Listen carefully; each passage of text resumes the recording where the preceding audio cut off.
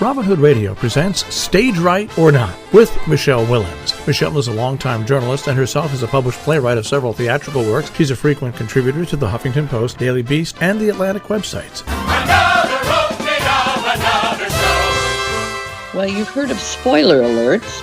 Consider this a downer alert. So this was a headline on Friday.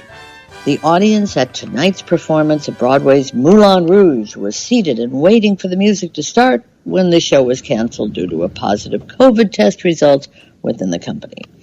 The result apparently had just been received prior to curtain. Then this notice happened a few days later.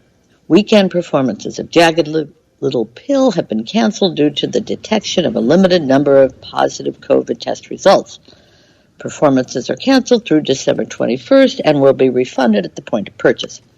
And here was a rather perplexing one Friday night from the Broadway show company.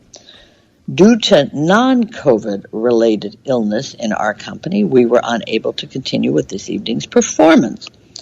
As of now, performances are still scheduled to go on tomorrow. Thank you for your understanding.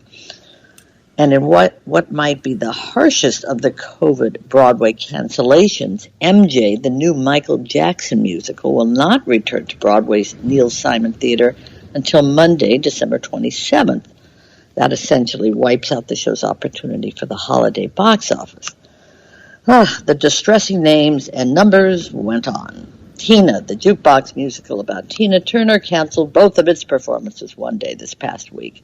Harry Potter and the Cursed Child canceled its matinee another day. Hamilton canceled its evening performance. The new adaptation of Mrs. Doubtfire had already canceled 4 performances between Sunday and Wednesday. The improv troupe Freestyle Love Supreme canceled 3, and Ain't Too Proud, the Temptations musical, canceled 1. And an off-Broadway theater, a revival of The Little Shop of Horrors, scrapped 4 shows last weekend. Now, these are not only disappointing to audience members, some who have traveled real distances to get there, but they're costly to producers and investors, of course. For a show grossing $1 million a week, for example, each missed performance could mean a loss of about $125,000. Cancellations on weekends are costlier, and so it goes. And this, of course, is not only hitting traditional theater. After canceling all 4 of Friday's performances of Radio City's Christmas show starring the Rockettes due to breakthrough coronavirus cases in the company, the show's producers announced that they would end its run altogether. It had been scheduled to run through January 2nd with multiple performances every day, but it didn't even make it to Christmas or even to the vacation period that many school children have just begun.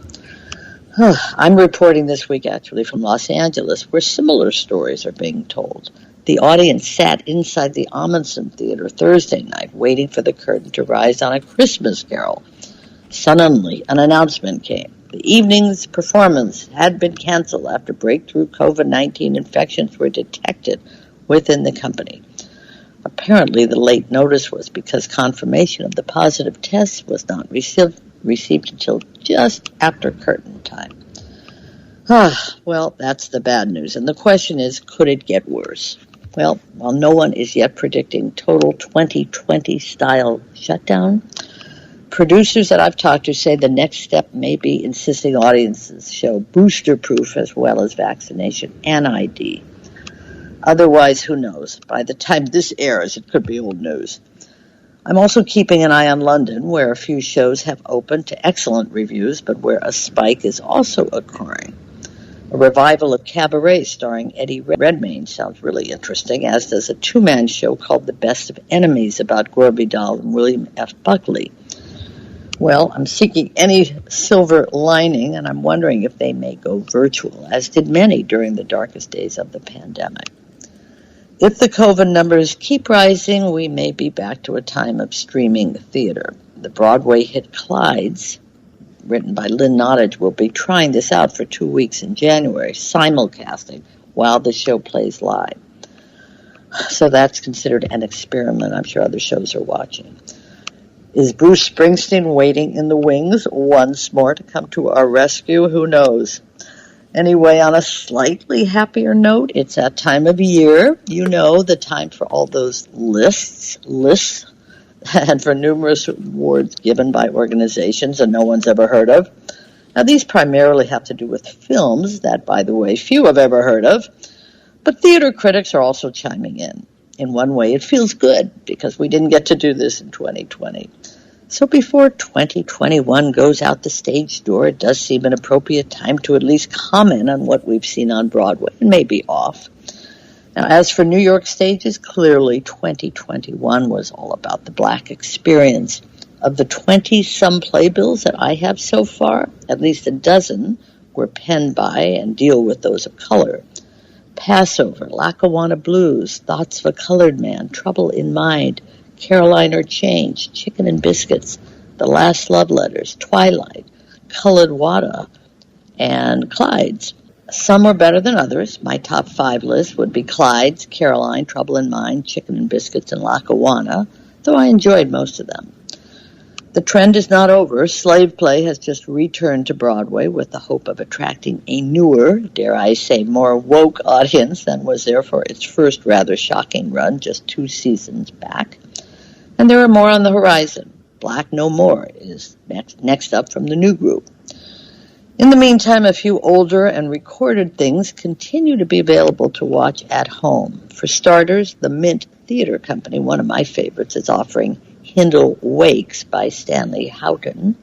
That's up through December 26th. I really remember enjoying this one, so I highly recommend it. Anyway, otherwise, all we can do is hope for the best, but the omens are not promising, which means our report, stage right or not, Jill, may once again be called No Stage Left. How much would you like to bet? Oh, God. I'll bet a little bit. Okay. let's do it in full view of our listeners. You know, I hate to say it, but yeah, who was I talking to yesterday? Something. Well, I was talking about a film festival that's scheduled to start in 2 weeks in Palm Springs that they claim is going to happen, and I said to somebody, my prediction is they end up canceling it. 2 weeks? I agree. It starts on January 6th in Palm Springs. I believe that we are recording on the 20th, and I believe for the next little bit, there is going to be a rash of these. A lull, mostly because, and this I know from knowing people who have kids in various school districts. Washington State. And I'm going to mention this, out loud to everybody who's listening so they understand this. Washington State, totally like as blue can be. It's had kids basically wrapped up in plastic wrap for the last 18 months or whatever. Yeah. The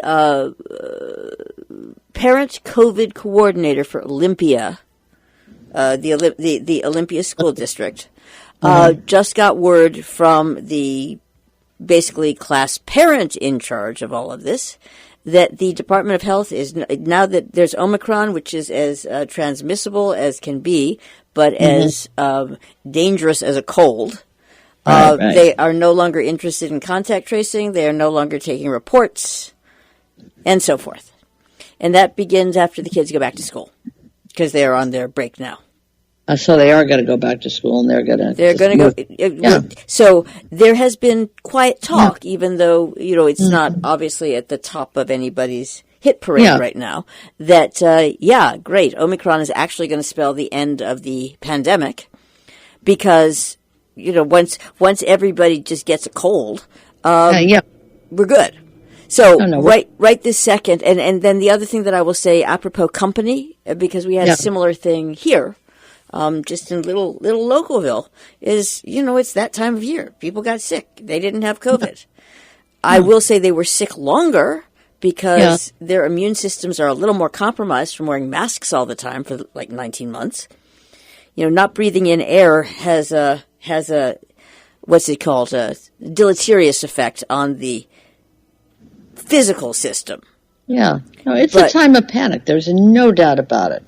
A lull. I like the word lull. I hope it's just that. There's panic right now. This is what we're betting. So we're betting on a lull. And what shall we make the? What's the? Yeah, I'll buy you a ticket to any Broadway show you want if Broadway is back up and running in time for the Tonys? by second week of January, No, it's not going to be. Well, we'll see. Second week of January is a little tight because you're going to have everybody sniffling.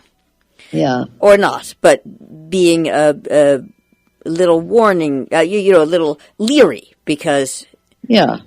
Because. Well, I'll say the music. I will bet the Music Man makes it to Broadway. All right. Well, listen, they're already in rehearsals at the Music. We'll totally agree with that. Yeah, but no, it feels like it's a time people. I'm out in California right now, and everybody's canceling every Christmas party, any office party. I get it. They don't want to be around big crowds. That's why I'm suspicious about the festivals. I think that's really something to watch. All the festivals are starting. Right, and that would be terrible. And that will be interesting. Hopefully people will have the wherewithal to postpone them. It's a lot of money involved. I was in Palm Springs last year, and in January they canceled the Writers' Festival, the Film Festival. Wasn't that later in January, though? No. The Writers' Festival is February. January is film. Then they have an architecture festival. Then they have the big tennis tournament. And they lost $1 zillion. South by Southwest, was the first to go. People are keeping an eye on that this year. That's in Texas. So, in Austin. But that's that's March, right? That's what? That's March, right? Yeah. So there's I think. Listen, people's brains are understandably skewed at this point because of what has happened. Yeah. But my bet, what I'm betting is a lull, is a short-term, short-term inconvenience for some. Other people are just carrying on, but short-term inconvenience, and then back to. Fully back to business. Yeah, I love hearing that, and I'll take the bet, but I hope you win.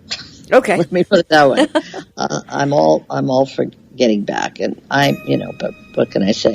No, you report, I decide. Sorry. Yes, exactly. But I'll see you. We'll see you next time, hopefully with better news. Stage Right or Not with Michelle Willens, produced in the studios of Robin Hood Radio, robinhoodradio.com.